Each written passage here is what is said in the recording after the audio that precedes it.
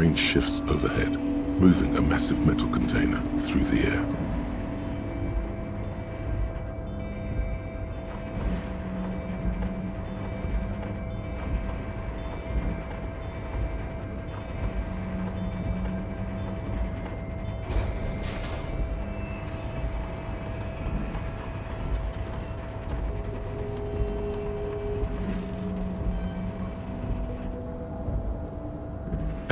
With a surprisingly quiet thump, this crane was built with a purpose, which has now been fulfilled. To move this, who can say? All you know is... I can't see how that was worth the wreckers, except for seeing the crane in action, which I admit was satisfying. The crane does not return to its original position.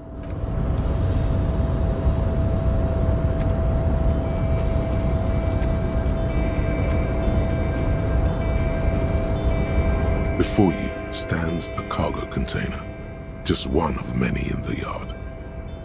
You do? Because I don't. There are a million containers here. Why are you fixating on this one?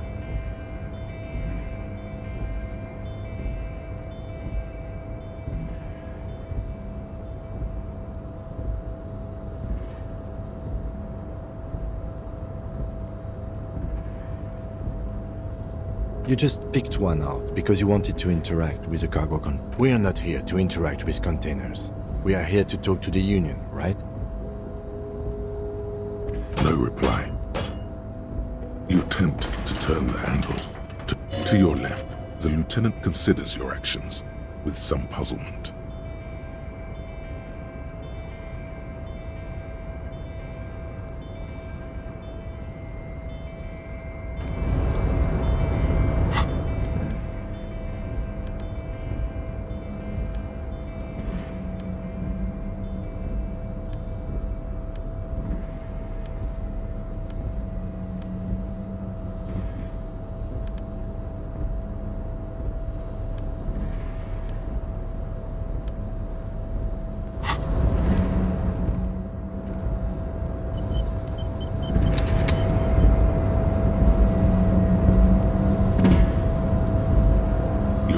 Before the cargo container.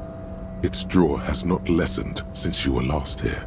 If anything, it seems to have grown slightly.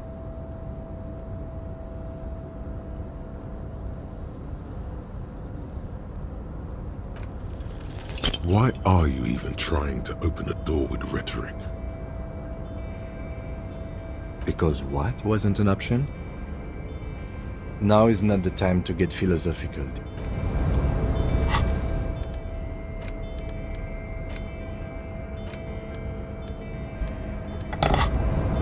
You're back before the cargo container.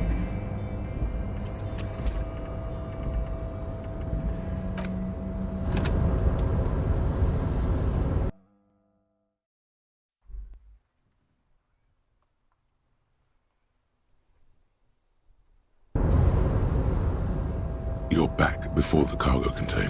Why are you even Why are you what? Are you satisfied, detective?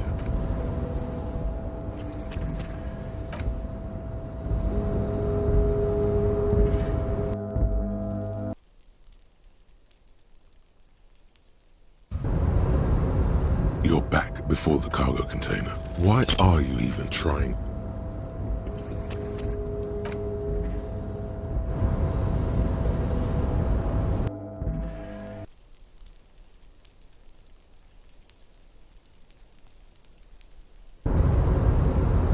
You're back before the cargo container. Why are you even?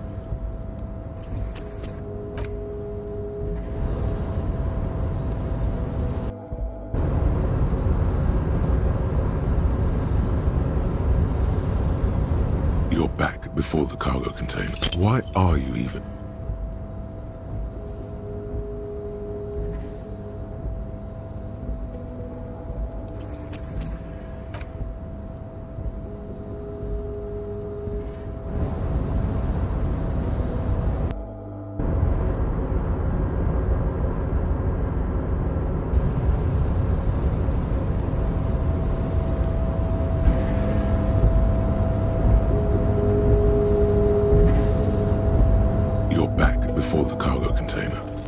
Why are you even trying to open?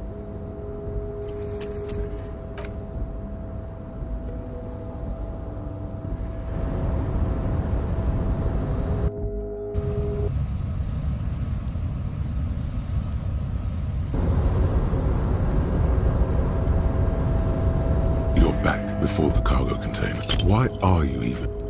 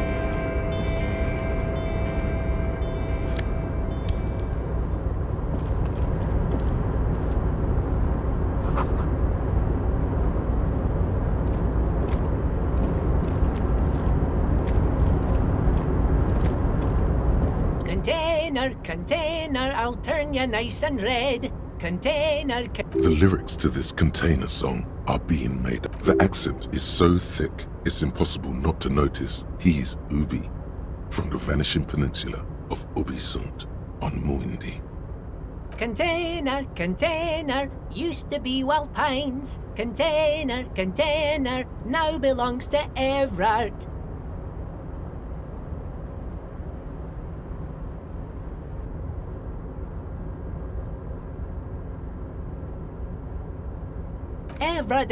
Everard, he looks after everyone. Huh? Well, hey there. The look in his deep blue eyes is as sincere as you've ever seen. Kind of makes you feel like an arsehole for no apparent. I see you are not a union man, mister. Did you get lost? You're not one of them scabs, are you?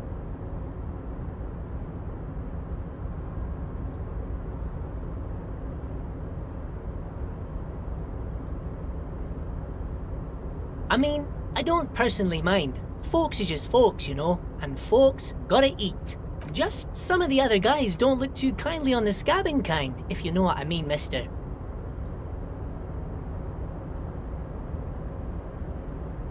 Oh yes, born and raised in Irish, mister. Mum had to leave my dad after he got a bit violent. Took us here to the new world. I was about 10 then, too old to lose my accent then. People say us Ubis are up to all sorts of trouble with sheep and other animals and whatnot. I just want you to know there was never any of that where I come from. No sir, those are just nasty rumours. Thank you for clarifying that, sir. Oh, I'm just making some covers for them containers here. Yes I am, yes I am. So it's easier for the crane operators to spot them.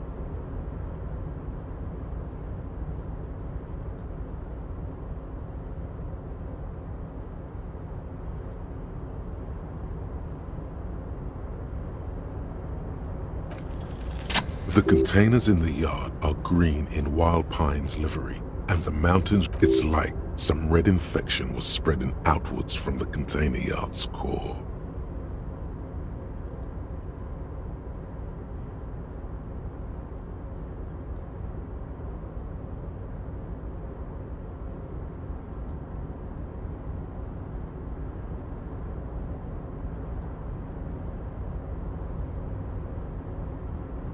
No, not really. Mr. Everett doesn't tell me all the big things. Says I go and tell them to everyone. Yes, they are hiding it from the inside. All the red containers have the Debarders Union logo on them. Oh, no trouble at all, mister. No trouble at all.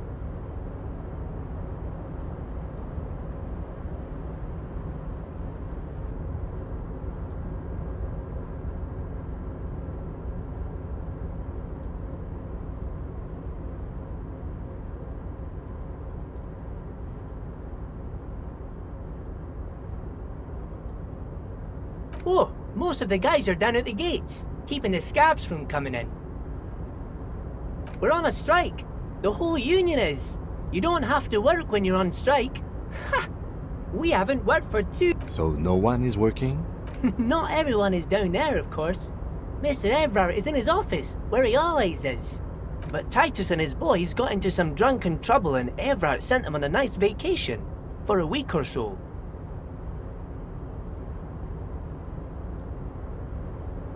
Oh, I'm not really supposed to talk about that. That's union business.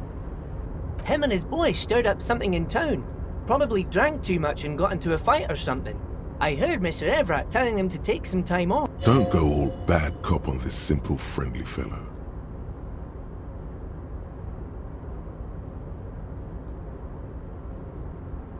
No, I don't think they killed anyone. Let's better talk about something else. Titus and his boys do good work.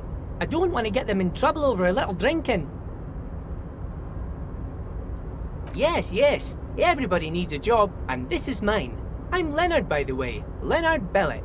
But everyone calls me Leo. I'm like Mr. Everett's right-hand man when Mr. Edgar is out of town. And Mr. Edgar's right-hand man when Mr. Everett is away. Actually, Miss Beaufort is the right-hand man, but she's a lady. Who is this, Miss Beaufort? A real pretty lady with a skin like those douce sucre candy bars my missus likes so much. Them are real nice to suckle on once the dinner is done and me and the missus sit down beside the radio.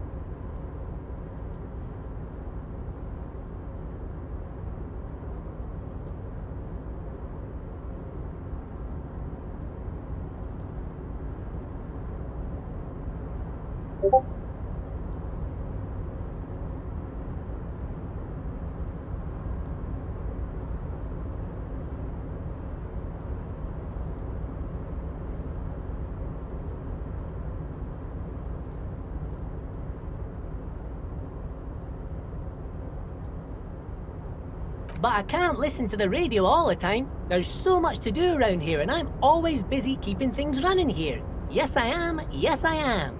Stay on this Miss Beaufort topic. Oh, Lizzie, she is a real sharp tool. Mr. Everett put her through some fancy school and everything, east of the river. 4 years she was gone, and when she came back, but she's a real nice girl. Grew up in this here neighborhood, knows everybody and gets along with everyone. Real pillar of the community. For a fraction of a second, there's sadness in... If me missus and me was to have a child, I'd be real happy if she turned out like her. But she can't have kids. Dr. Lemaitre said so, and she knows about such things. Been a doctor for almost 50 years she has. So Everett trained a lawyer named Miss Beaufort. Interesting. Yes, this place really seems to run like clockwork. Keep it up, Leo. Well, thanks a lot. Coming from you, it means a lot, really.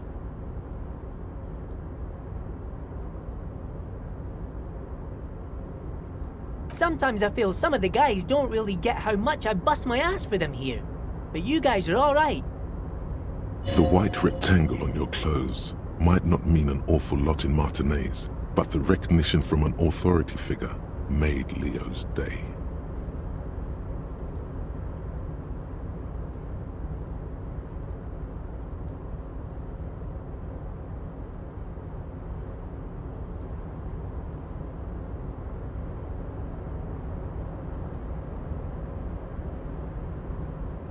Oh, yes, yes. I leave all kinds of notes for myself.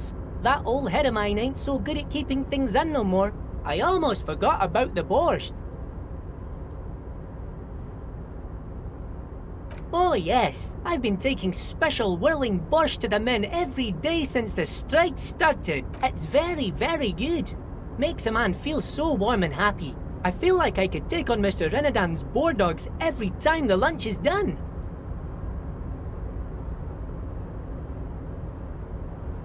Yes, yes. I'm taking it to them. The borscht keeps them happy and in fighting spirits. Makes you all warm inside. They brew it in the whirling in rags.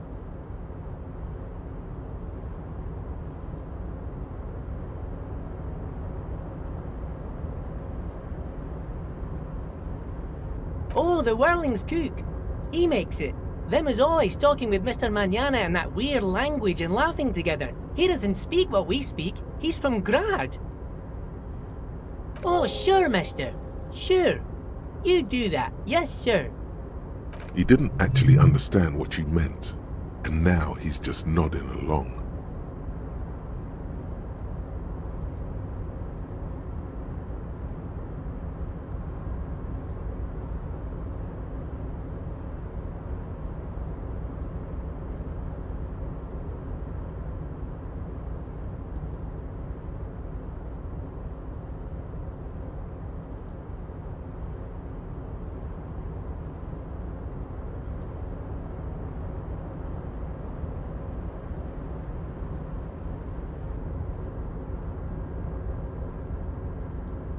Oh, that one. That should be empty as far as I know. Lots of containers here have nothing in them. They're just waiting to be... Told you. Oh, you want Mr. Everett then? He's an awfully nice fellow, he is. Him and his brother are both nice fellows. They've lived their entire lives in this here neighborhood.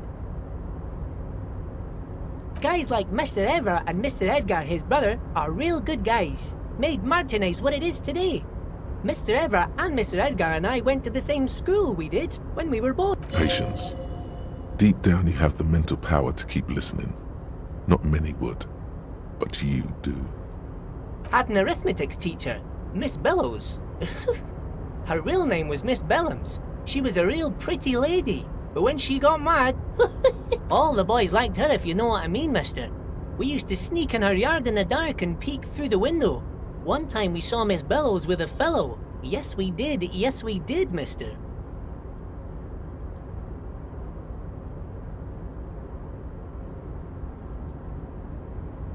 Them was naked too. That's all I got to say about that.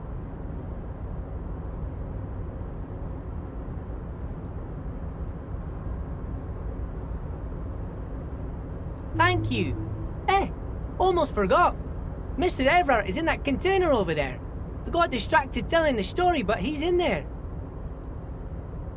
Bye-bye now.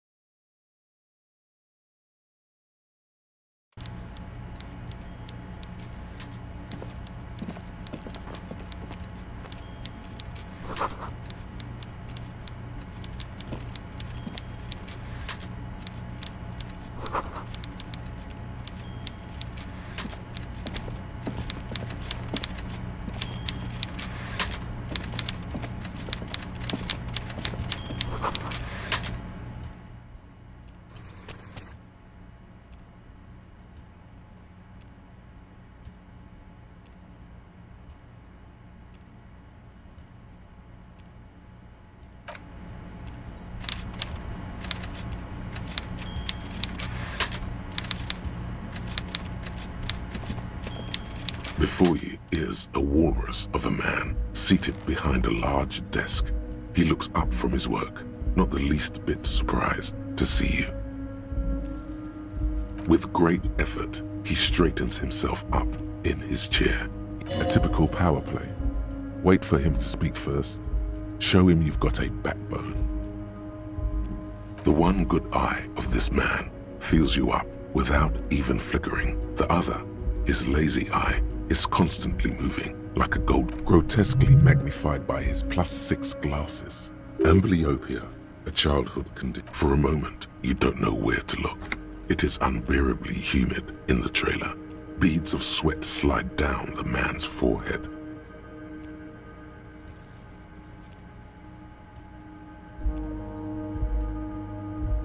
At first, nothing happens. His face wears a what like a general over his maps. He plots his moves. Judging by the way he's licking his chops, it's going to be a good one. So, Mr. Dubois, Mr. Kitsuragi, how nice that you found a moment to pay a visit to the Debardairs Union. I'm Everard Clare. Please, have a seat. The folding chair looks like a torture device. You go ahead, detective. Whatever he has in store for you, it can't be good, he thinks. I'll do my best. Forget about that.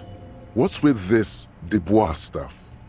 You're getting some seriously bad vibes from that name.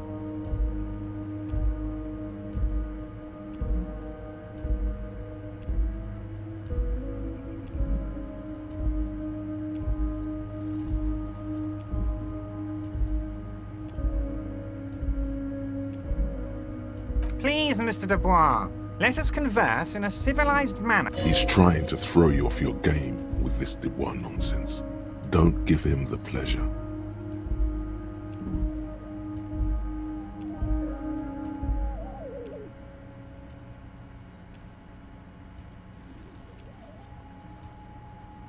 Very well, Mr. Dubois. I respect a man with strong convictions. I, too, have convictions. One of which is that I will not engage with any man who won't face. Should you find yourself more amenable in the future, I'd gladly resume our conversation. But until then, I'm afraid I must ask you to leave. Damn, that's a nasty play. He's got you, a titan of volition, in a fork. Guess you just have to sit or leave. Excellent, Mr. Dubois. I can see that you're a reasonable man, and reasonable men can be of great use to one another.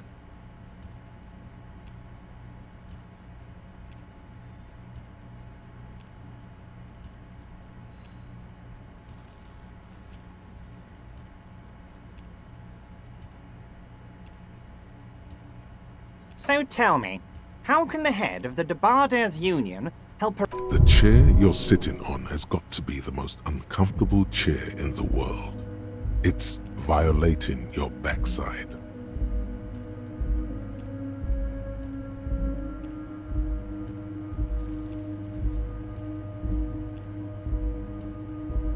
By the way, I heard you got a rather rude reception from a certain Lawrence Gart.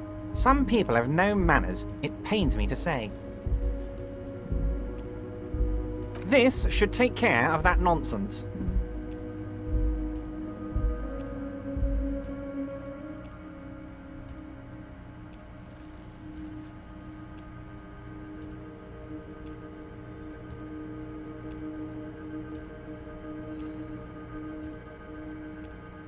It should be sufficient to cover your expenses for a few days and patch over your differences with a cafeteria manager. Hey, that's 25 real. That's good money.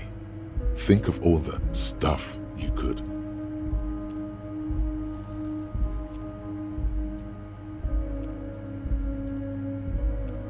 Don't mention it. But also don't forget it. I'm just... Is he?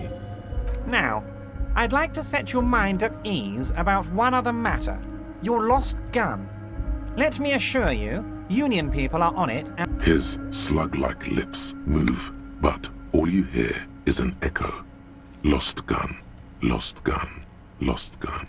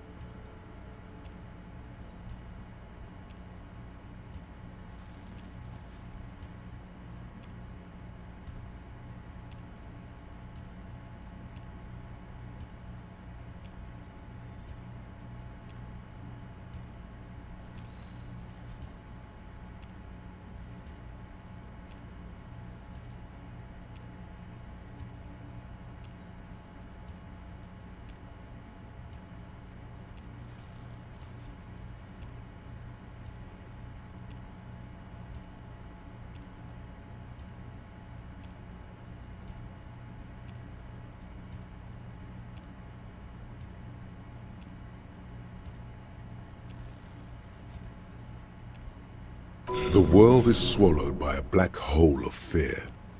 Only two words escape its gravitational pull: lost and gun.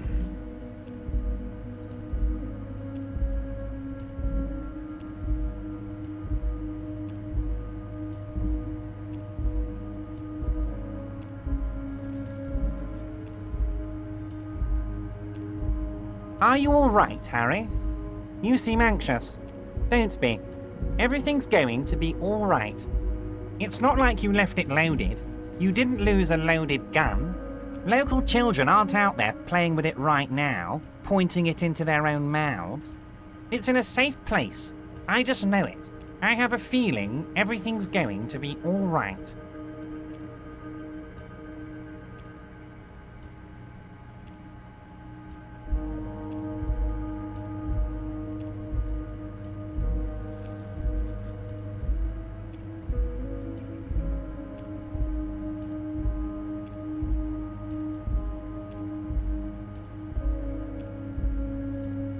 Officer, we will deal with this later. We don't need Mr. Clare. I wouldn't be so sure about that.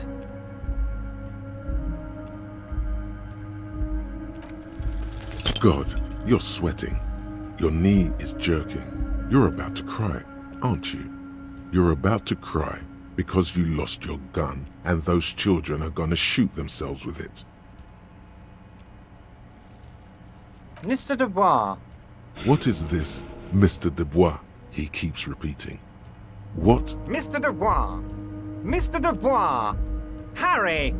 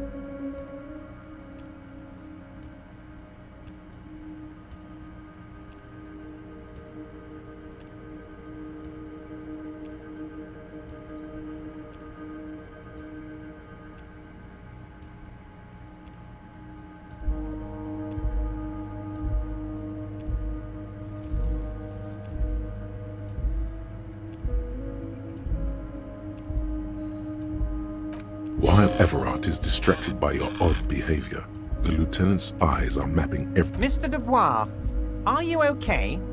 Can I get you a glass of water? Maybe you could use your hands somehow, in a kind of throw-in motion, like you're throwing that Mr. Dubois act right back at him. He's Mr. Dubois.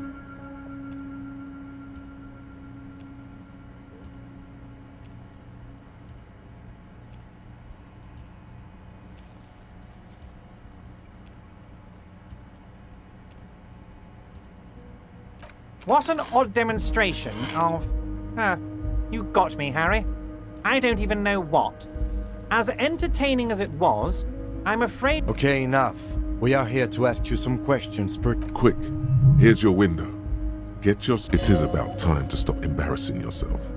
Questions will help you regain some of your lost dignity.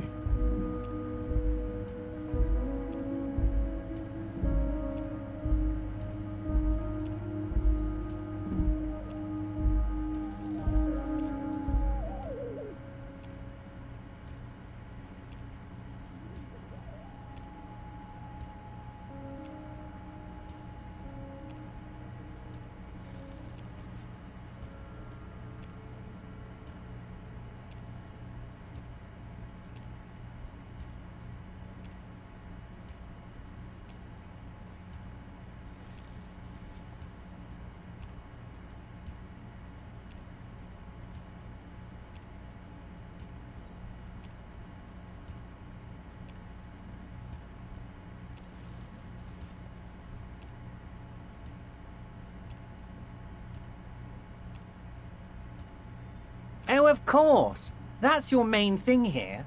That's why you're in Martinez. I know everything that goes on around. I mean, it's no secret that the lynching is connected to the strike.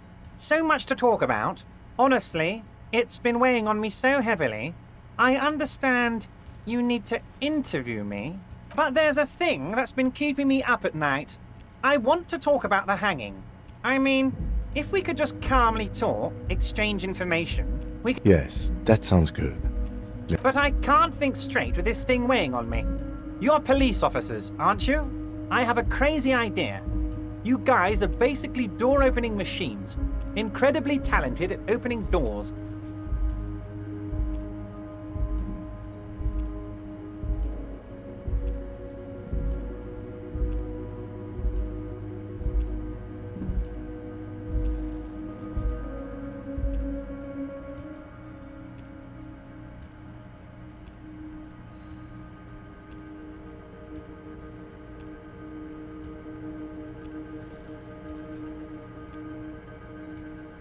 I'm not sure I understand. If you're asking us to break down someone's door... Come now. I just need you to go open a little door for me and leave it unlocked. The stars aligned into a cosmic frown here. He has your fate decided. Bide your time, however, and let the stars continue their course, and that frown shall turn into a smile. Only if you play along.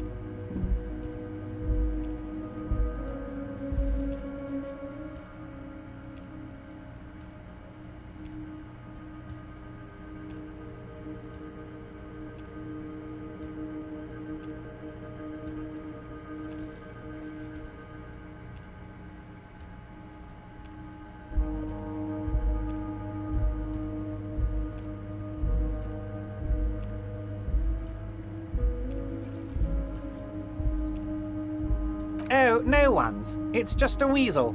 A weasel lives there. Nothing for you to worry about.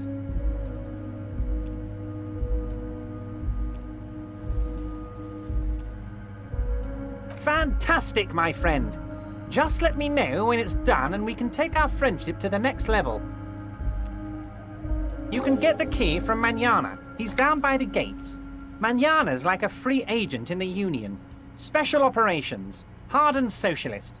A real free thinker too. He'll tell you precisely where the door is. One last thing, Harry. Just open the door. You don't need to go in or anything. I just want that weasel to come home and see the unlocked door.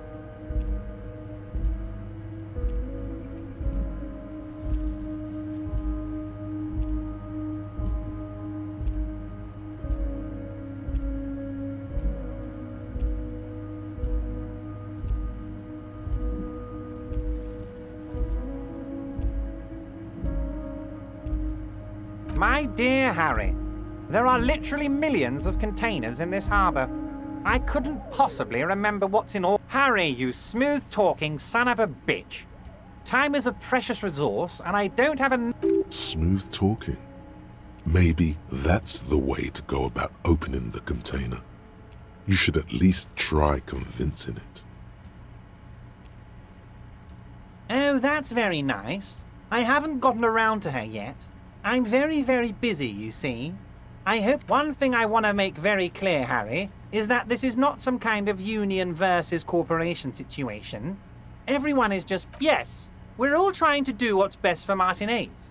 Don't feel like you shouldn't work with her just because you and I are such good friends. I'm not a jealous guy.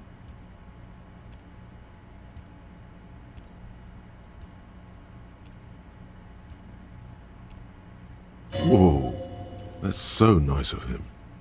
Suspiciously nice.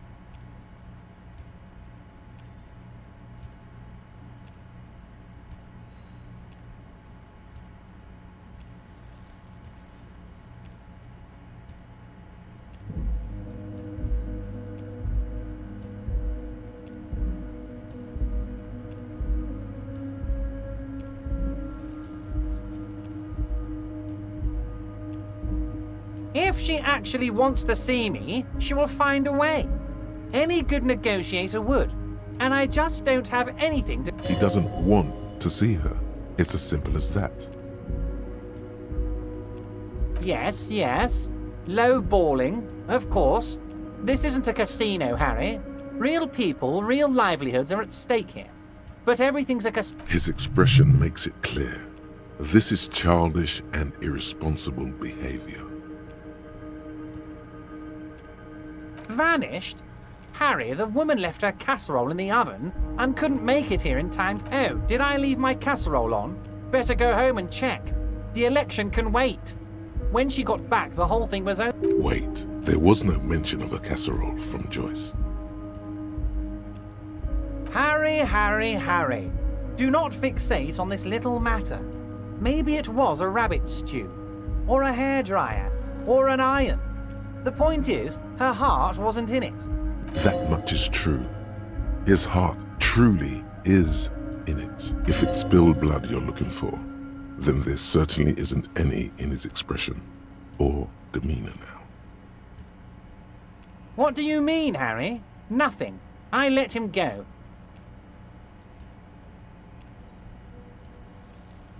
He's an old man, Harry. I wanted him to spend more time with his family. God knows how long he's got left.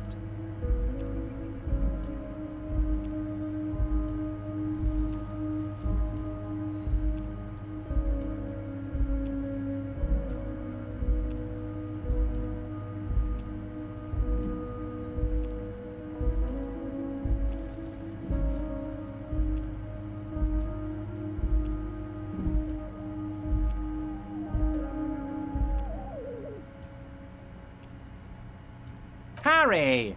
I have little people in my organization. I would never call... Honestly, I'm beginning to think you're a midget, Harry. I'm only kidding, Harry. You're not a midget. No one is. We're pals.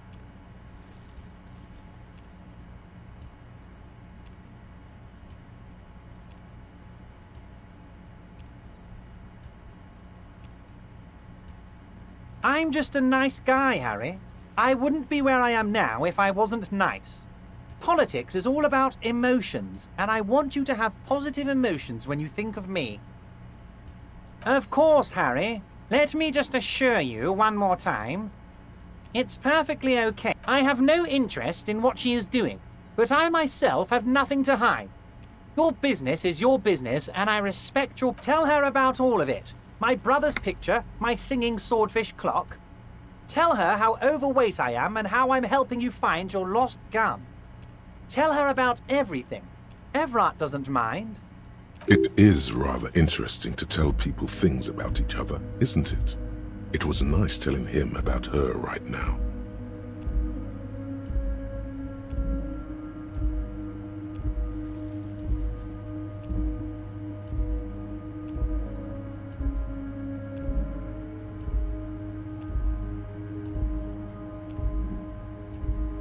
Of course. Let us dispatch with the formalities.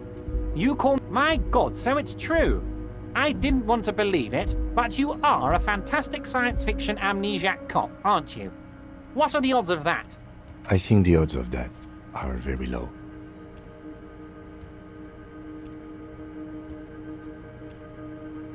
I assure you, there's nothing to be ashamed of, Harry. You're among friends, and the good news is... I have a big fat folder on you, Harry. I'm sure you have a lot of questions. I'm sure you had some concerns you thought I might be able to address. And you were probably right. I can. Are you trying to tell me you've gotten hold of some of our documents? Mr. Kitsuragi, would you mind? Me and Harry are talking about his lost identity. Don't just jump to the folder. That's not smart. Shows you're on the edge. Do some probing first.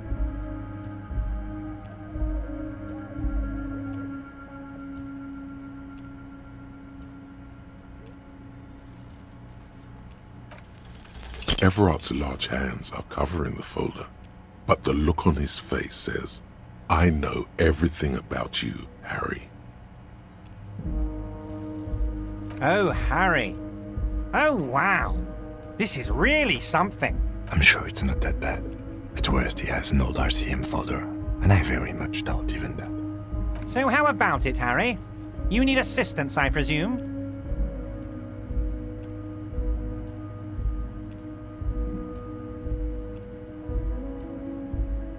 It's Harry.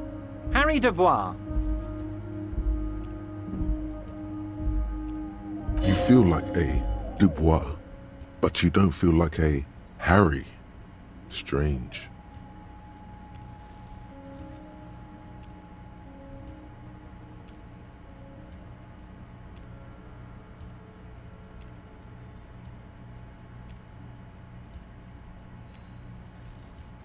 And I can work with you, Harry.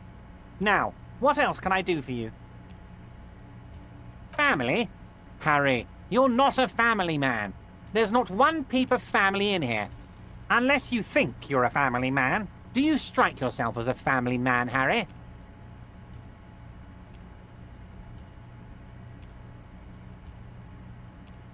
Family, Harry, is the most important thing in the world. Well, Harry, if I were to sum you up in one word, it would be apologetic.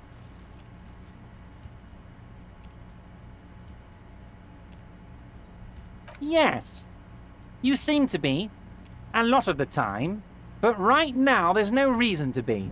Let loose a little. Be you. Ah, this?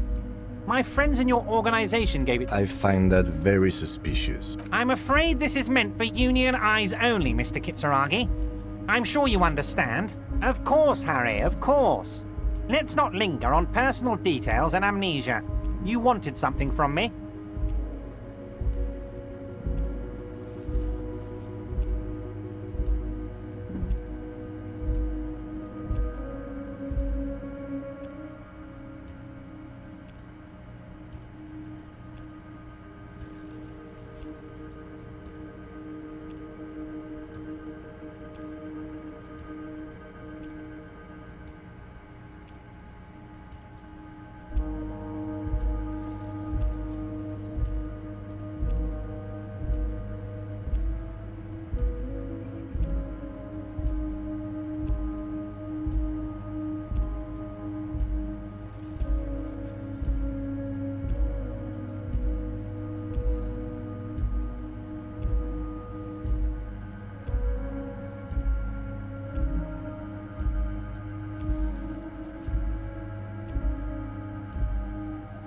Yes, your lost gun. My best men are on it. They're turning every stone, searching every playground, asking kids, grandmas, everyone.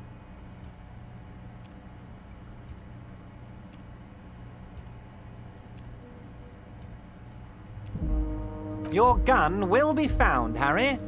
Let me assure you of that. The only way to find it seems to be working with him. He might even be holding your gun hostage. Who knows? Only one thing is certain. If you work with him, you're going to get it back. And working with him might be the only way to do it. Damn it, Harry. That's exactly what it means. I'm only kidding, of course. Of course. I understand. We help you, you help us.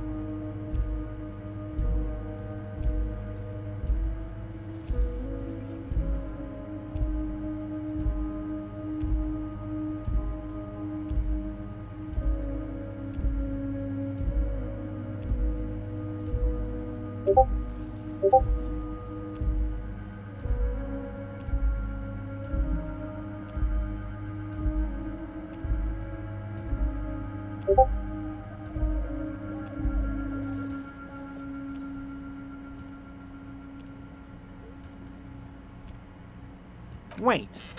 You need this to get in and out through the gate.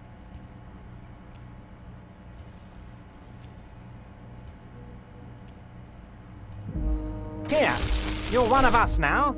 A real red and white union man. Take care, Harry. Hey, so we've been monitoring you internally, and now we know your Copo type. Yes, guess what's yours?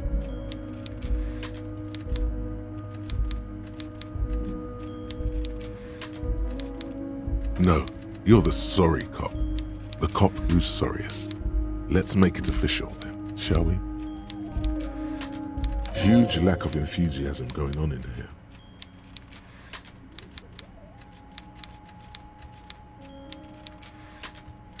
Oh, you know, Apocalypse, Superstellar, the advanced interesting cop, liquid shadow cop. But you're too sorry to say those things. So, here we go.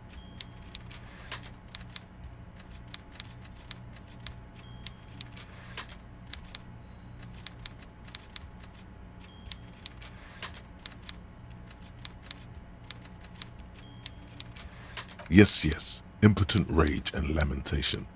Let's wrap it up.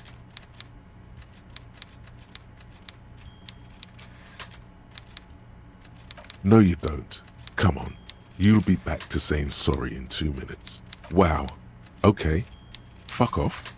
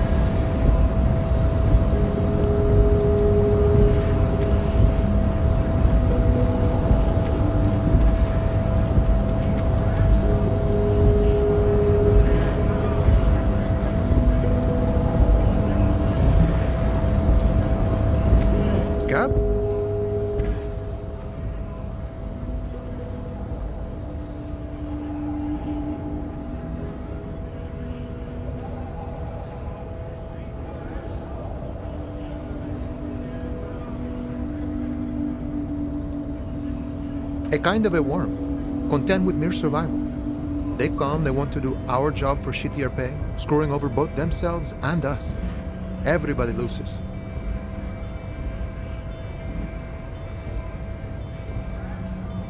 Gotta be bloody stupid or freaking evil to scout.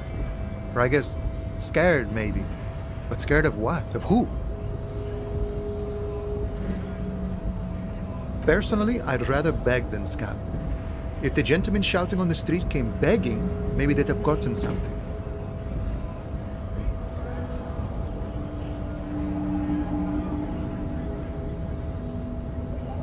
We've explained the matters, but they don't listen. This lot would be reasonable and go home if the big guy wasn't riling them up all the time.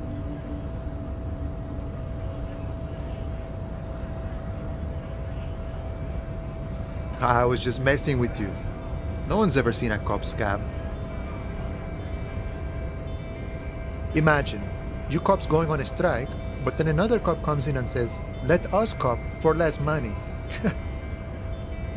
Speaking of, what brings the RCM here, to the wild north? Come to see the strife?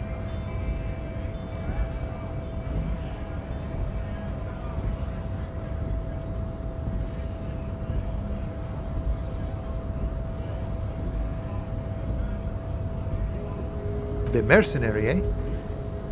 Who could have killed him? That's indeed the question. Why even do such a thing?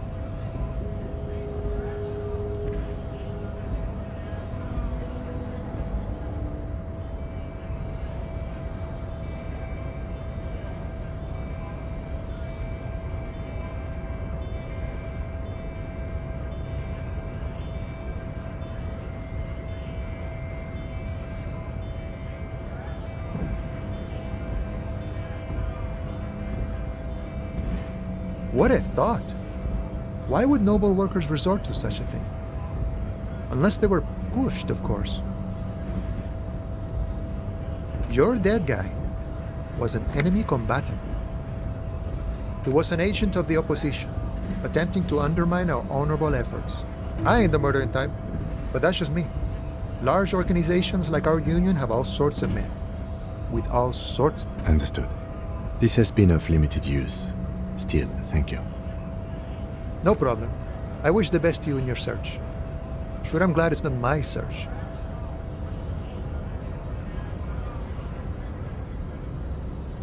A key, huh? What door is this key supposed to open? Oh, say no more. I got you. I got that key right here. And let me tell you, it's mighty good of you to help us out during the strike. Working class solidarity, as they say.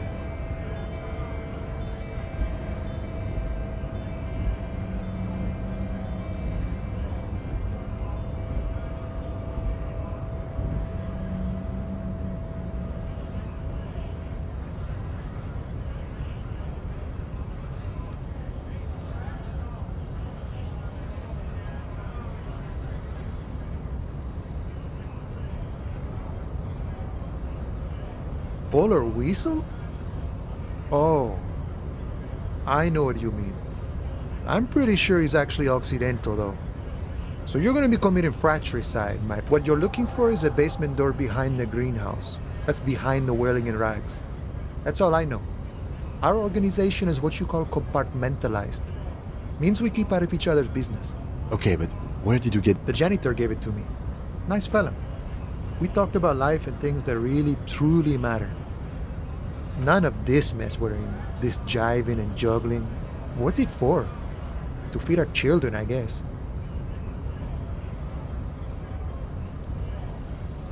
I'm more of a philosophical dock worker. I like to talk about the big picture stuff.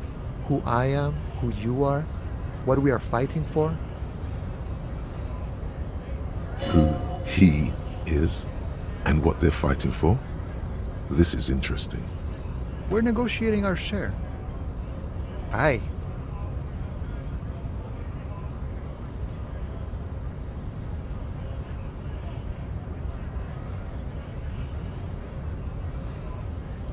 This stuff, they already covered.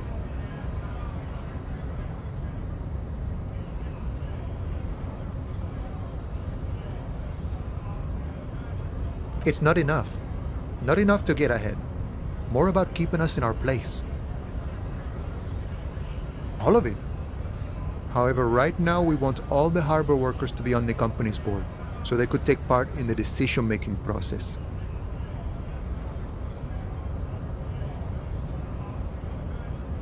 I think it's best you make up your own mind now that you've met him. In my eyes, he is a capable organizer and a decent businessman. I guess you kind of get to be the village chief. He oversees the harbor, makes deals with the owners or other relevant parties, watches out for his own. By that, you mean corruption? By heavens, why would he not be corrupt? We live in a harsh and disordered world, see? And in this world, the old man is corrupt for our benefit, and we know it. Appreciate it even. He is, personally, not too lavish. He is reasonably lavish, sure. That's his prerogative. It's not like you want a saintly demeanor on a corrupt motherfucker. That would be a manipulative. Besides, there are no non-corrupt systems in the world anyway, and moralism is the most corrupt of them all.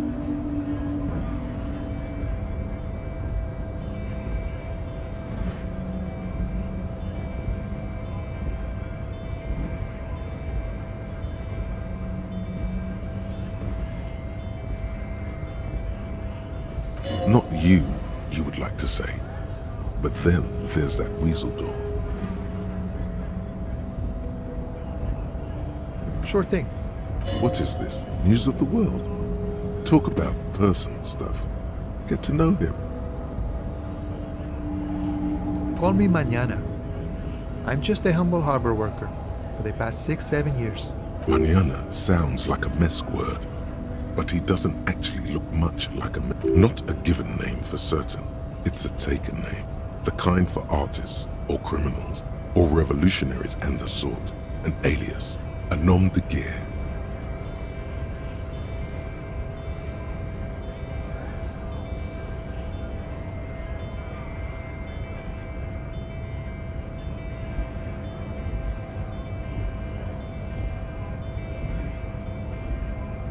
A name worthy of the man who holds it, friend.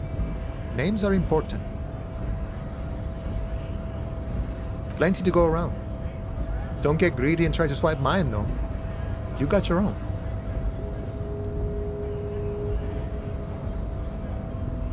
A nom de guerre would be more like Guerra Mañana. Now that we are getting so well acquainted. Be honest with him.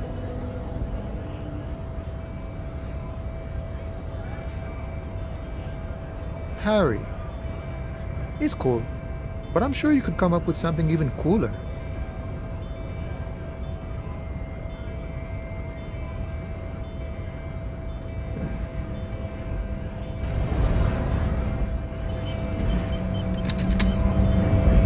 So, how'd you like our harbor?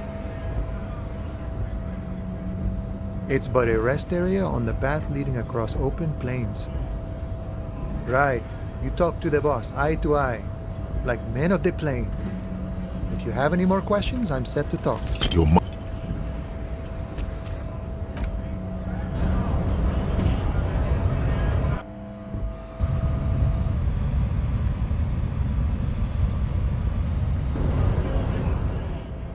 So, how'd you like our harbor?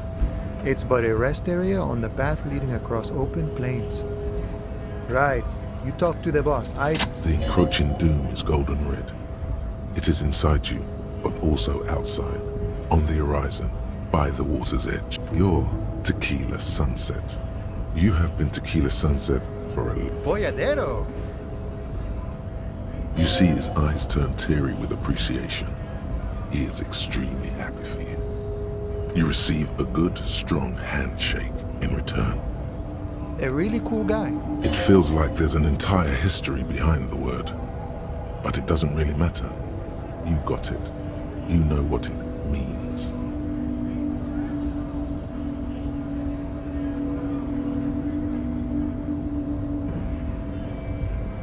Like me and you. Exactly so. The idea of alcoholic swill sloshing around in your bloodstream feels fairly unappealing. And then we might go wild together, which sounds fun. So, anything else you wanted to discuss?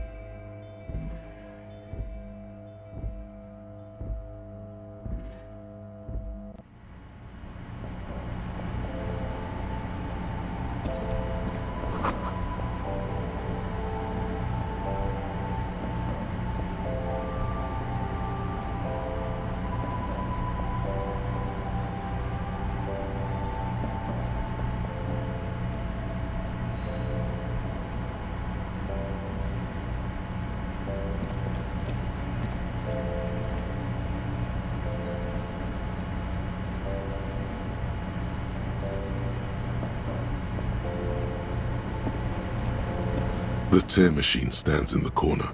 A sign says, 1 bottle equals 10 cents. Your bottles clunk into the machine, and the money appears with a satisfying jingle.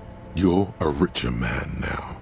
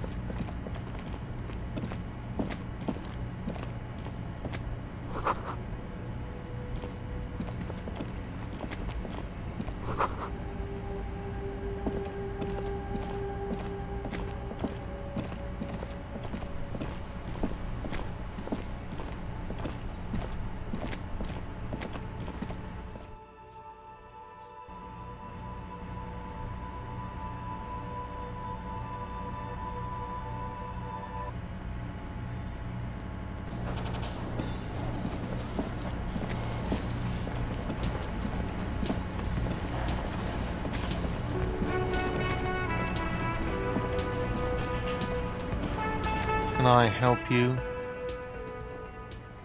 Yes, have you got it?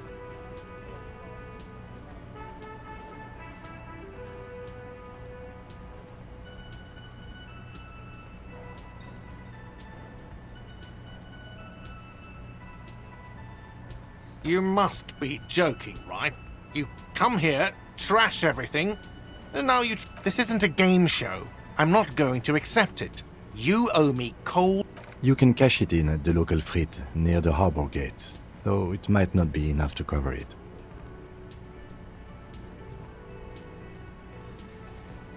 Well...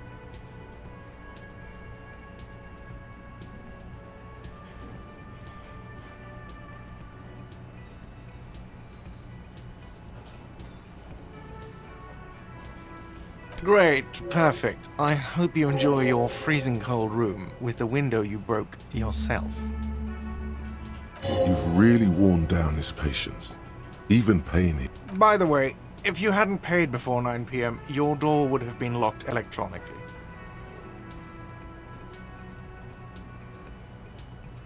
Starting tomorrow, please pay for each night in advance. 20 real per night. Time stops advancing after 2 in the morning. If you haven't paid for your room by then, it's game over. Don't leave finding money to the last minute, however. It's harder to make cash on. I'll take a room here too. Always happy to have officers from the RCM as guests. Anything else I can do for you? Another thing. Great. I love those. Oh yes, that door, sure. There's nothing mysterious about it. It's just a door. No, I don't have a key. I don't know how to get there. And I don't care either. It's not like I've been wondering about it or some boring storage space with a bunch of old junk and dust. Junk and... He's attempting to maintain an air of indifference. It's absolutely not convincing. Fine, okay, a little. But my job doesn't leave me time for wondering about one locked door. So I haven't opened it. I have cleaned the whole place 100 times over, though. After the animals. Yes?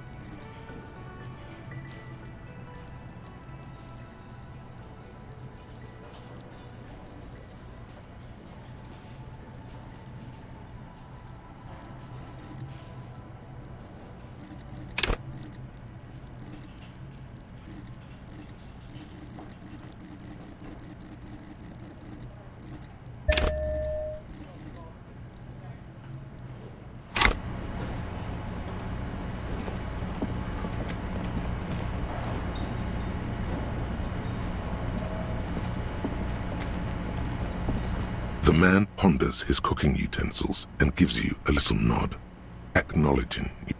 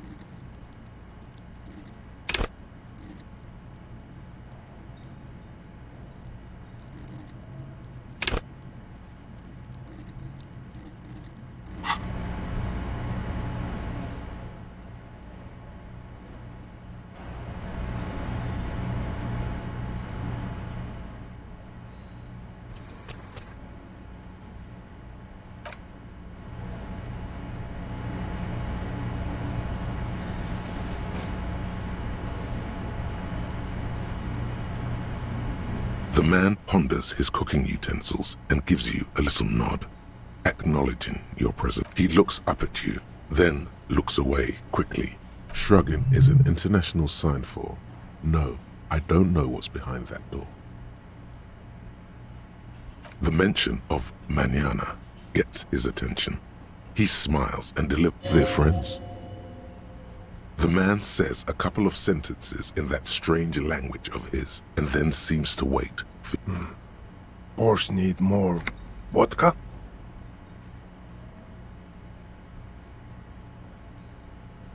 Okay, so it's vodka that keeps the men happy and in good spirits. Vodka Borscht! I love it, Bratan! Turn it the fuck up and then ask for some yourself! Turning it up seems like a dangerous idea, honestly. The place is a powder keg.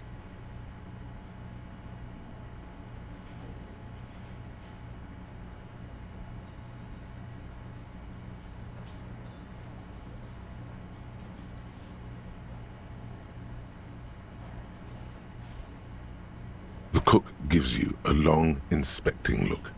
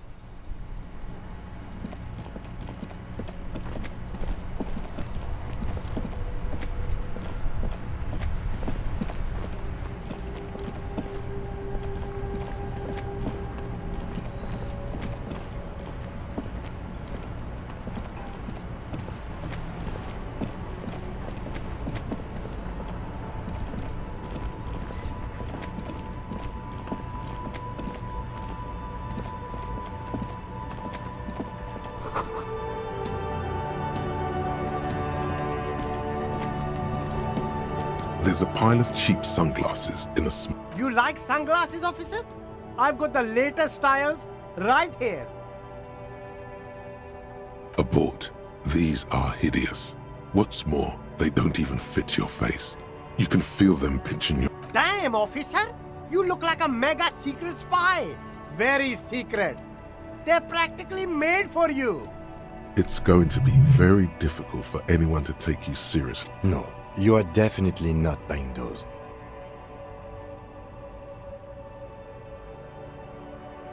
Are you sure? But they look so good on you. You should think this through, officer. These are all boring. Boring third-rate ho-hum sunglasses made of cheap Syrahese. Those UV stickers are almost certainly just there for the show. If anything, these lenses probably direct more UV light into you. These are all first-rate sunglasses. Premium design, superb material, very cool, UV resistant. These will definitely keep your eyes safe and cool while doing your dangerous police work.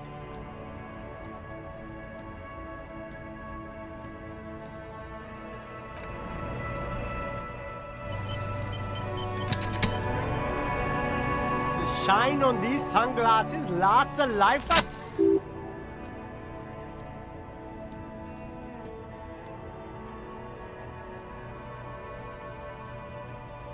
Oh, very interesting choice, officer.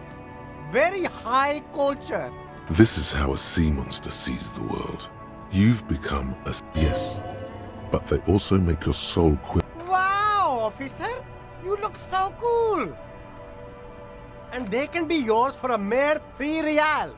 My regular customers have passed them all up because they've got no taste. The lieutenant tilts his head and steps back, eyes narrowed. You look like a musician. Like a blind musician. But you could do worse. Take them if you want.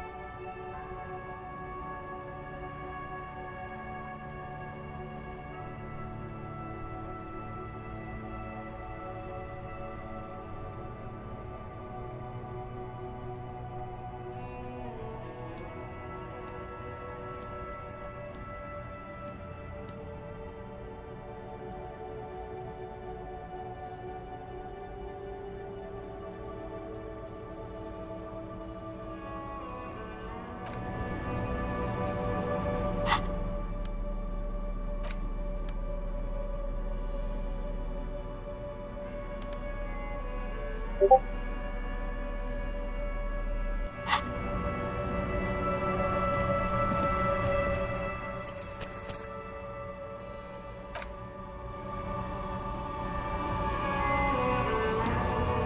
are clothes inside. Cheap second-hand. Don't be shy. These are premium class clothes. Good quality fabrics, best retro design.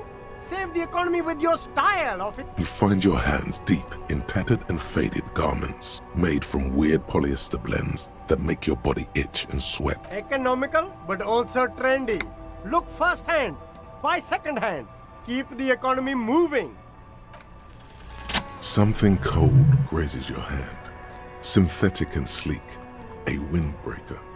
Surf, it says, but also wind, practical, and yet it may deaden your senses to the world around you. Possibly because of the awful typeface. Good choice, officer. Mega sporty. And it's only $4.50 for you, sir.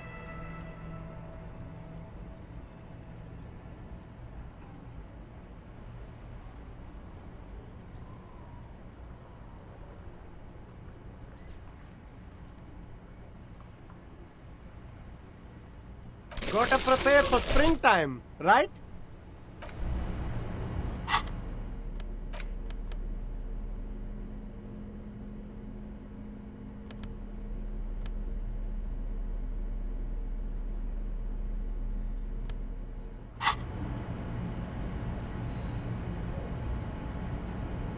You see two lowly, defeated speakers, thralls, slaves basically, perched atop them like conquerors surveying the land.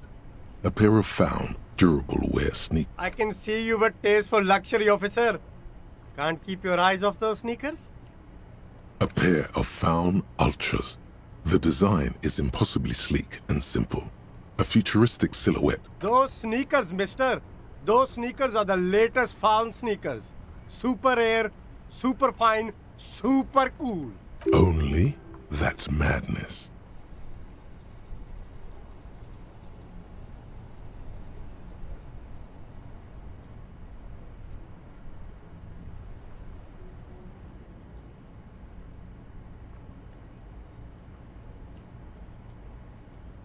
These once respectable speakers have been conquered, reduced to a mere No, don't look at the speakers, officer. Look at the sneakers. The sneakers are the stars here. These, officer? These speakers are Samaran garbage. I'm ashamed to even use them for props. Samaran trash. That sounds like they're from the Samaran People's Republic, produced under the dictatorship of the proletariat. No way, officer! These aren't for sale. They're bad speakers. Low-fi socialist junk.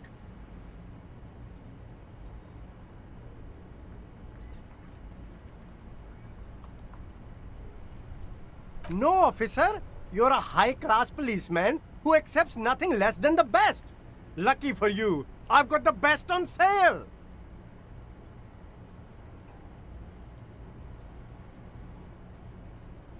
Well, if you want, but see, they are the pedestal for my sneakers. If I let go of the speakers, where will the sneakers? If, on the other hand, you wanted to buy the sneakers too, I could maybe throw. Hey, psst. Yes, you. Word on the street is you're ready to start building communism again.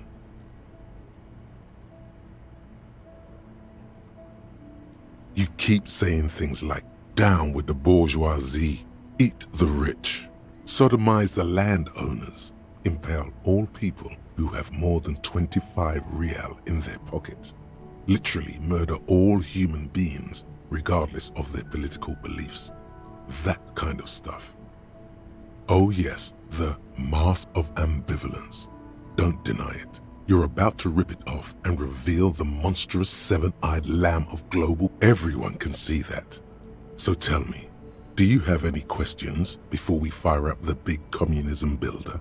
Or do we get right down to it?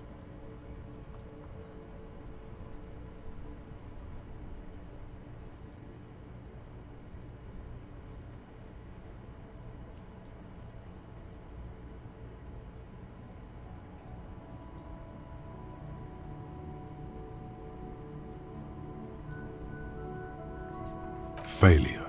It's about failure. Yes, abject failure. Total, irreversible defeat on all fronts. Absolutely vanquished. Beaten. You alone. Against every living thing. Against every human alive. 800 trillion real in the hands of an impossibly well-organized ruling class. You against the atom, the charm and the spin. Where the whole world failed. Matter failed to bend to human will. Human will failed to get out of bed and tie its now get to work, comrade.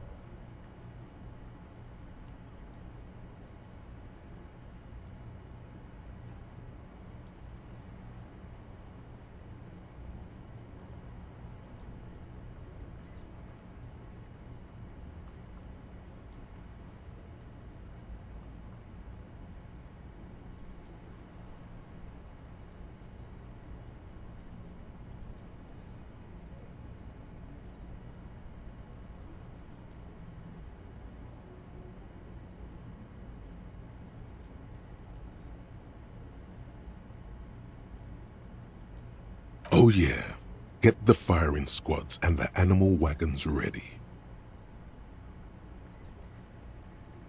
Too late to back out now. You can't make an omelette without breaking.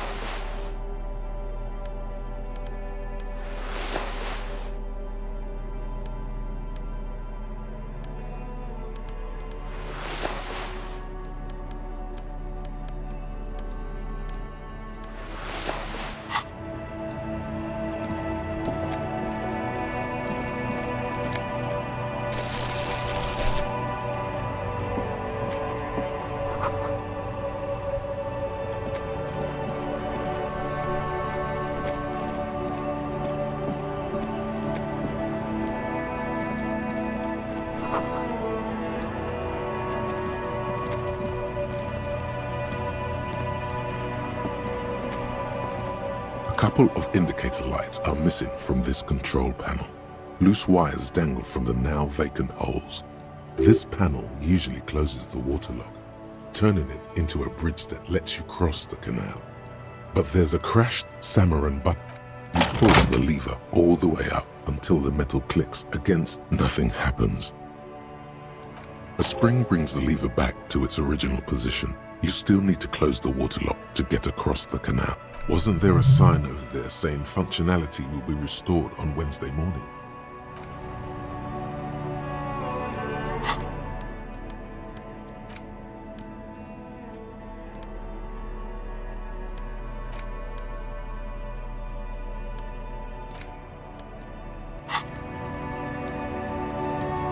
Evening, officers.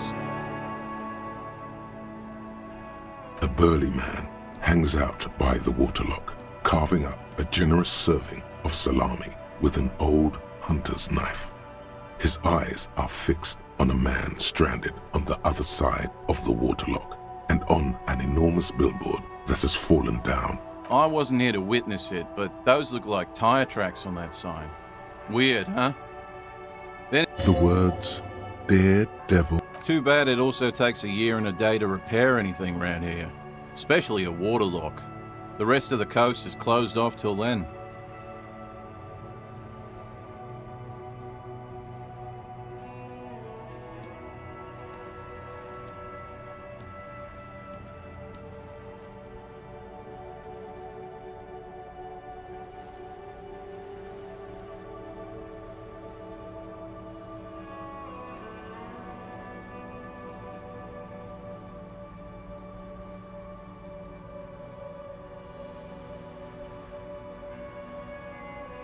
Well, there's the fishing village, an abandoned fish market, a bizarro church. Not much use to the congregation, though. There always seems to be something wrong with it. Yeah, not really much else. Just bombed out ruins. It's supposed to operate the waterlock, but as noted, it's all junk right now. Disabled because of the blockage. Safety measure. Turns out the panel needs a special key to be reactivated. Wouldn't want anyone moving. It'll be restarted on Wednesday morning. You want to do the honors when the time comes? Great! Just drop in on Wednesday if you want to see the waterlock at work. They say the canal crew will be here at 7:15. The coast part of the map is inaccessible until the third day. Sure thing. Want some too, officer? Why not?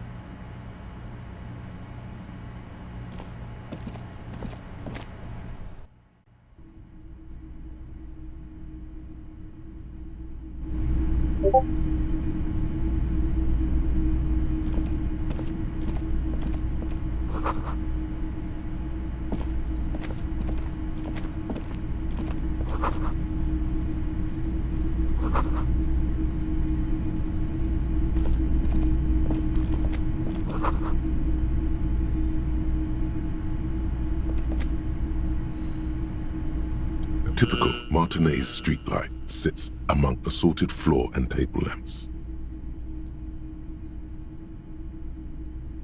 The light pole has been carefully cut, and the wiring has been redone and attached to a standard indoor plug. The light buzzes. This would make quite a statement in your living room. Yes, officer. As you see, it's in... His manner is casual, but his speech is careful, measured. He wants you to know that he has nothing to... 700 real. A bargain, I dare say.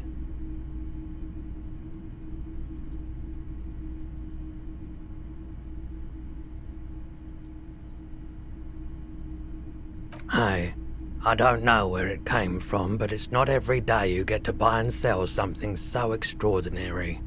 It was brought to me to be... We are not here to investigate the theft of city property. You have to admit it's rather clever what he's done with it.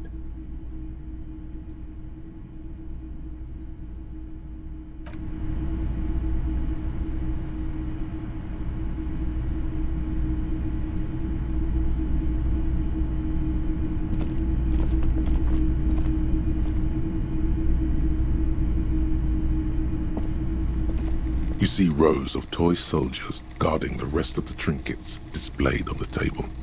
Some on horseback, others in rags, others yet in bright blue uniforms. All are stern and unyielding in their duty.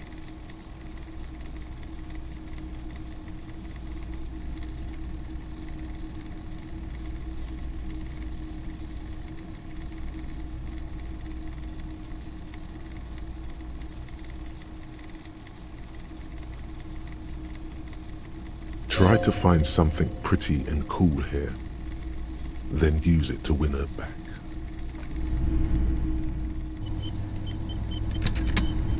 You see rows of... Try to find something pretty and cool here, then use it to win her back.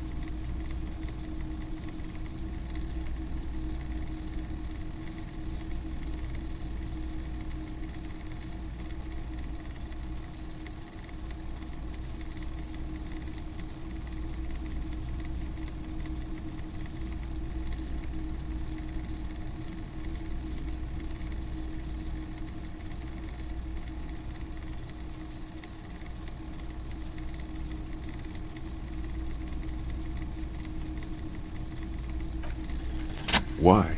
What's this? A headless man riding a horse? A headless man wearing futuristic tracksuit trousers that save... Oh, that's the Headless Phone Rider. The Headless Phone Rider. It's an urban legend about a man who rides the streets of Revachol sporting a fawn tracksuit. 50 cents. Bargain priced. I'll throw in the tiny cap too. I think he's looking for it, or something. That part of the story has many interpretations.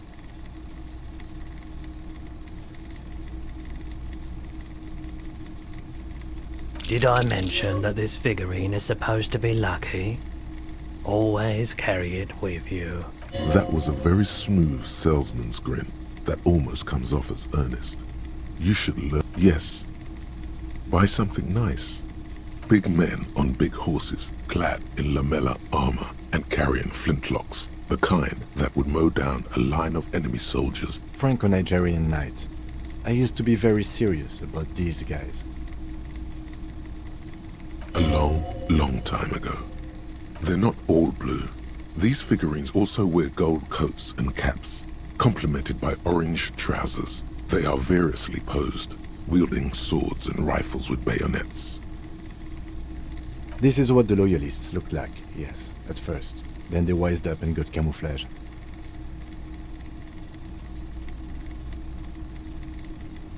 Which ones? Ah, royalist soldiers from the time of the revolution. The uniforms are painted. This set of soldiers isn't meant to look impressive. A few have rifles, but most of them carry pistols. Some even shovels and tools. You're probably talking about the revolutionaries, yes? I think their poverty has been exaggerated for effect. When you place them next to the royalists, it doesn't seem like they could possibly win.